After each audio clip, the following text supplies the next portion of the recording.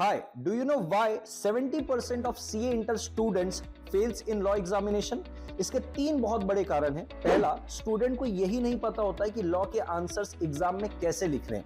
क्यों नहीं पता होता? क्योंकि स्टूडेंट को यही नहीं पता होता कि लॉ के जब वो चैप्टर पढ़ रहा है उसका क्या पर्पस है, उनमें कितने सेक्शन हैं, कितने सब सेक्शन हैं, वो सेक्शन और सब सेक्शन क्या कहना चाह रहे हैं और क्यों कहना चाह रहे हैं उनको बिल्कुल पता नहीं होता।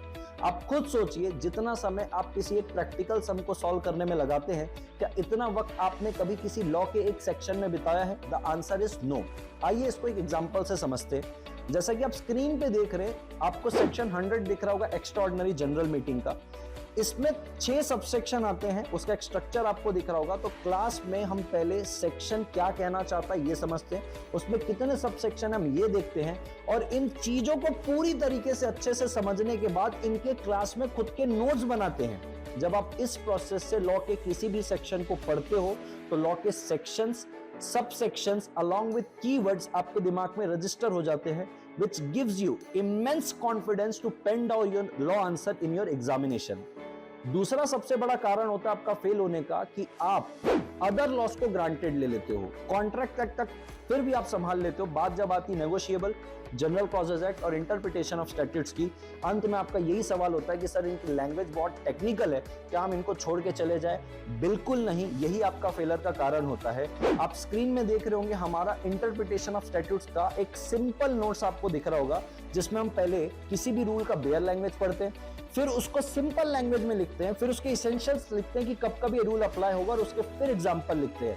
ऐसे हमने पूरे अदर लॉ के नोट्स बहुत जबरदस्त तरीके से बनाए हैं ताकि एग्जाम के एक दिन पहले आपको लगे कि साक्षात आपको फैकल्टी आके पढ़ा रहा है। तीसरा सबसे बड़ा कारण होता है आपका फेल होने का कि आपको रिवीजन स्ट्रेटेजी ही नहीं बनानी आती, सिलेबस वास्ट है, एक दिन पहले कैसे रिवीजन करना है आपको नहीं पता होता। इन सारी प्रॉब्लम का एक ही सॉल्यूशन है, अर्जुन छाबड़ा ट्यूटोरियल के free live Brahmastra revision lecture for CA inter law June 23, you can say May और जून 2023। नमस्कार दोस्तों, मेरा नाम है सीएस अर्जुन छाबड़ा। मैं पेशे से कंपनी सेक्रेटरी हूं। मैंने बैचलर ऑफ लॉज भी किया, मैंने मास्टर ऑफ लॉज भी किया, और मैं करंटली सिविल जज एग्जामिनेशन के लिए प्रिपेयर कर रहा हूं।